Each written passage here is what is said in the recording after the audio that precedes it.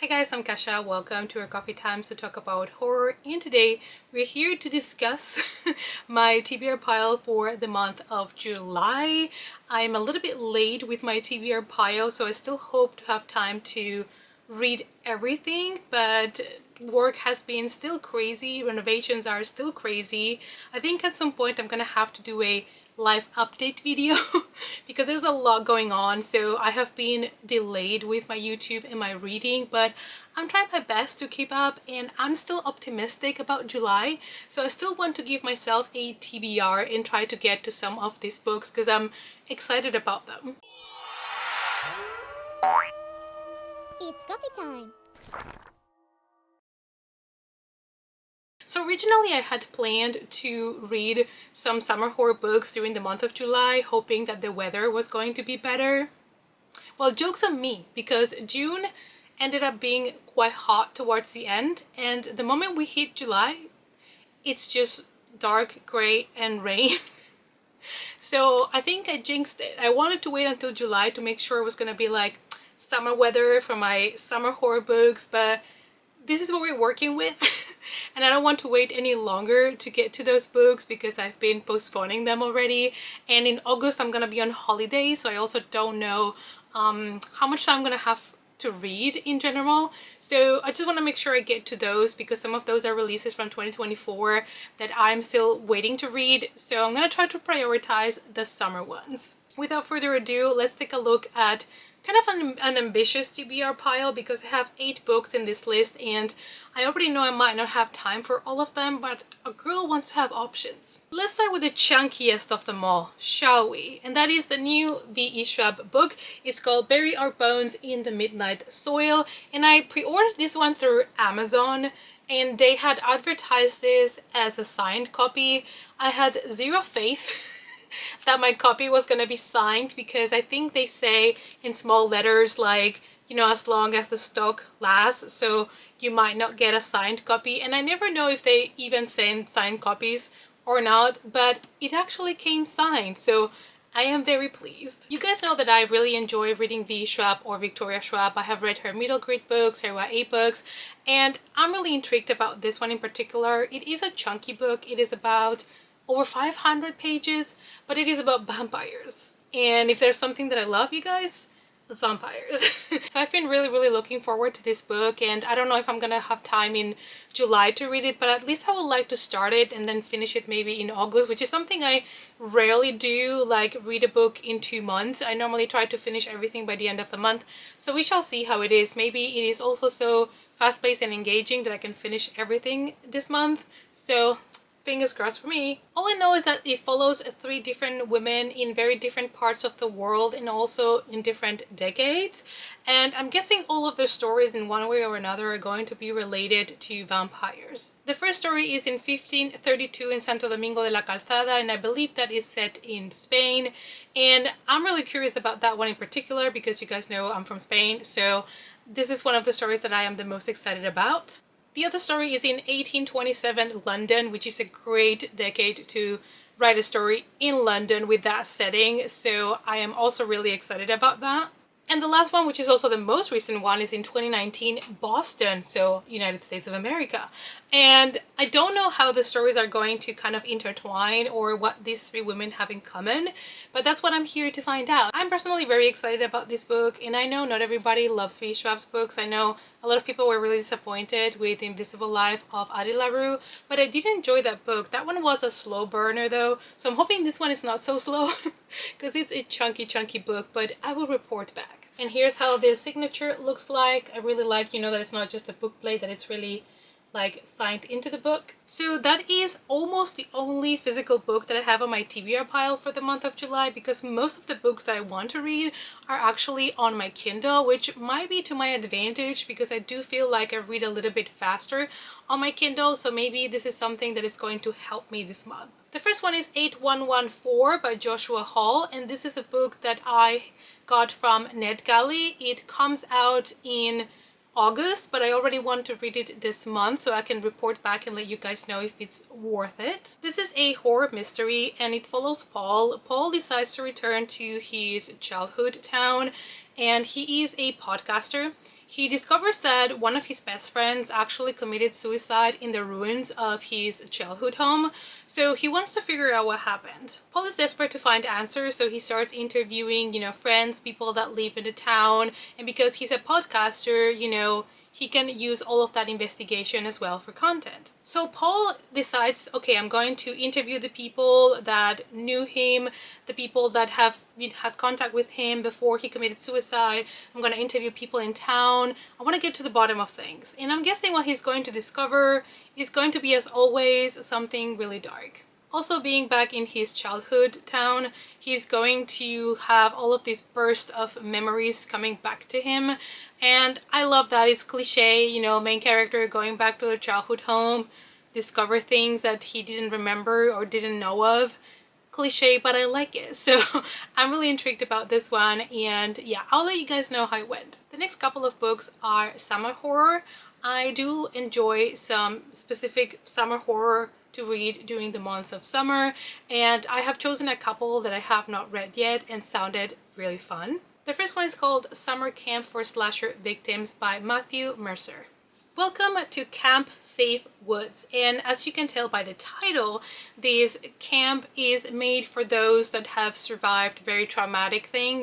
They've survived a slasher basically, so they have kind of a rehabilitation program to get them to trust again, to get them to rebuild their lives again. It is a supportive community, and they're trying to empower them, and as usual, things were going good until they weren't. They are talking about their stories, which are very traumatic, and also obviously they are very dark stories.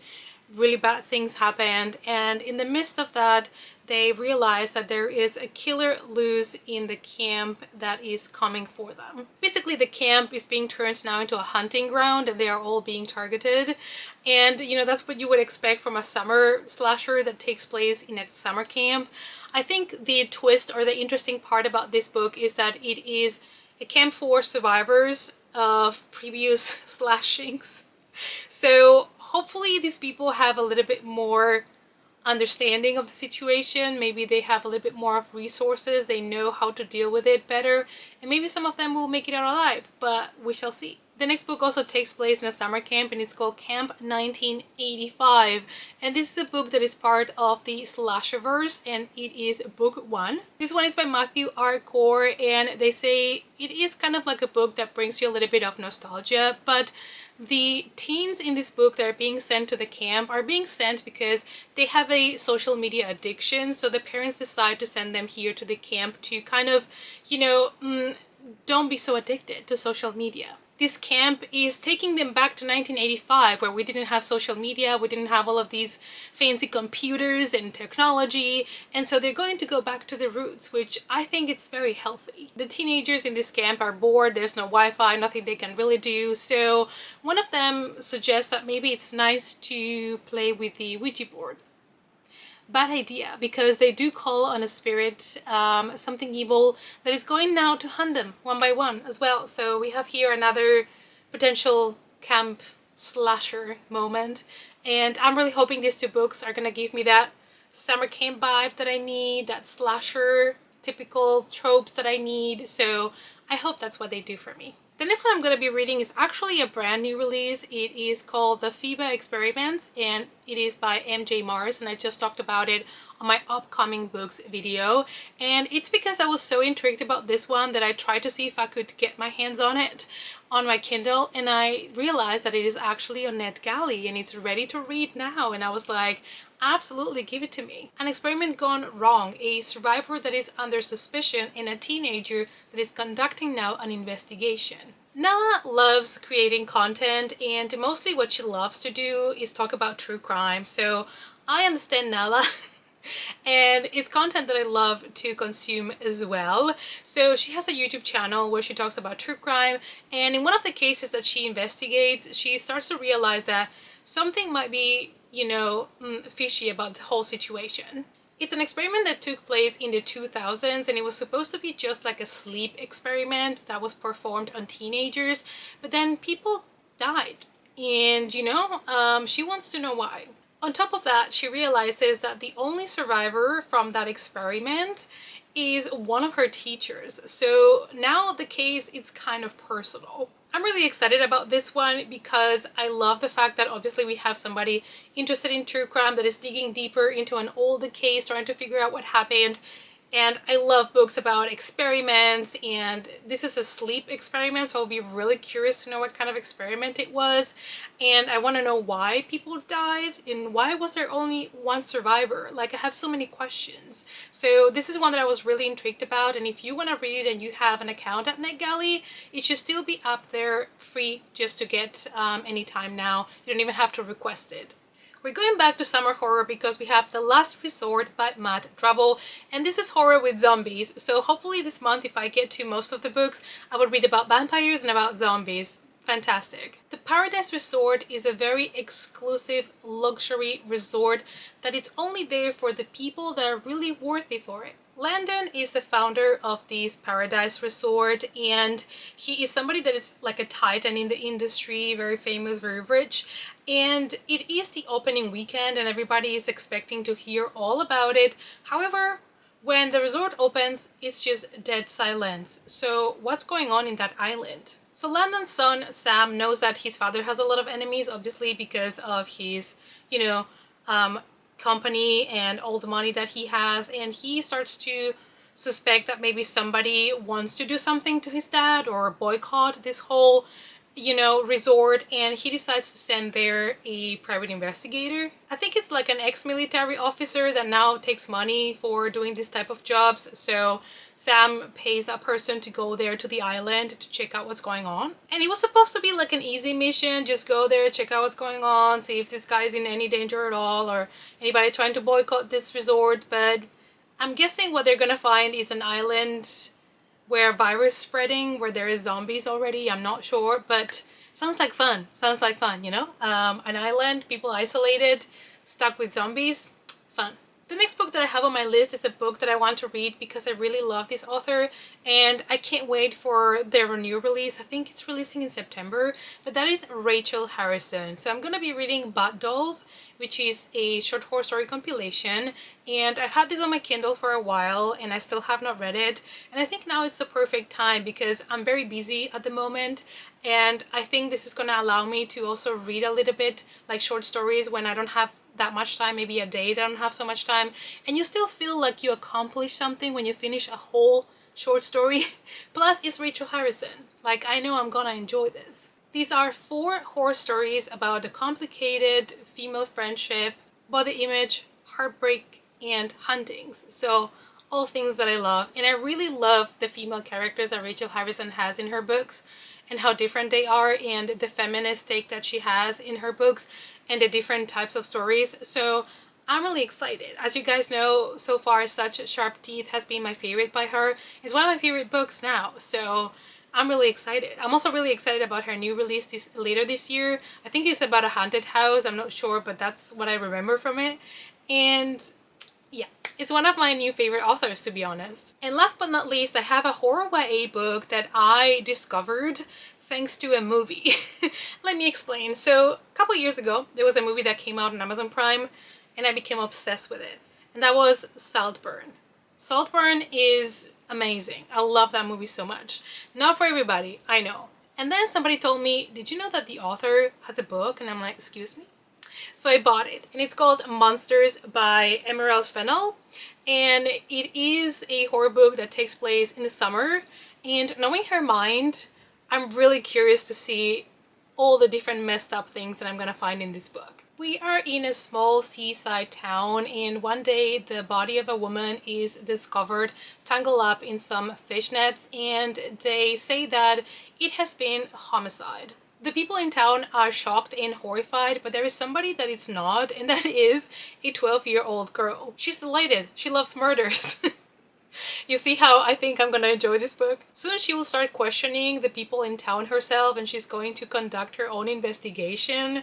Like, I'm already a fan of this girl. But it's not as exciting to do everything on her own, so when a new boy comes to town called Miles, she decides to kind of like get him on board with her investigation to help. This is a book about 12-year-olds that is definitely not for kids. That's how it's pitched, so I'm so excited. According to Goodreads, this is YA, So I'm guessing it's kind of like in the middle there, but we shall see how intense it is. I'm just here for all the weird, and to be fair, the plot sounds fantastic, and I probably would have never like found this book if it wasn't for that movie. I believe this book is from 2015, so I have been missing out on this book for 10 years. That is unacceptable, so I need to fix it. So I think this book has to be one of the non-negotiables that I'm going to be reading during the month of July. And those were, you guys, the 8 books that I am planning to read during the month of July. Like I said, this is really wishful thinking. I am almost certain I'm not gonna get to all 8 of them. It will be a great pleasure if I do, great surprise. But I just want to give myself options because I do have like a determined TBR, but I am slightly of a mood reader in the sense that when I have a set TBR, I still like to pick and choose which one I want to read first and stuff. I don't have like, I have to read this one this week and this one that week. So I like to have choices, options, even though I have a set TBR. So I think giving myself 8 books as options, and they're not all very long. I think they're all in the 300 pages mark. I think the only one that is really big is the V.E. Schwab book, so we shall see what happens with that one.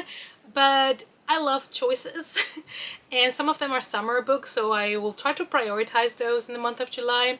Maybe I'll wait to see if the sun comes back at some point in this month. So let me know what you're planning to read this summer. Do you also like to read summer horror books, or do you like other genres during summer? I tend to read like a romance here and there during summer. Maybe I'll do a romance in August, we'll see. But I also love really good summer horror in islands, in summer camps. It's just, I think it's just fitting, you know? I really enjoy it. So let me know down below which are some of your choices. Thank you guys as always so much for watching. I hope that you enjoyed this video, and I'll see you all as always in our next coffee time. Bye!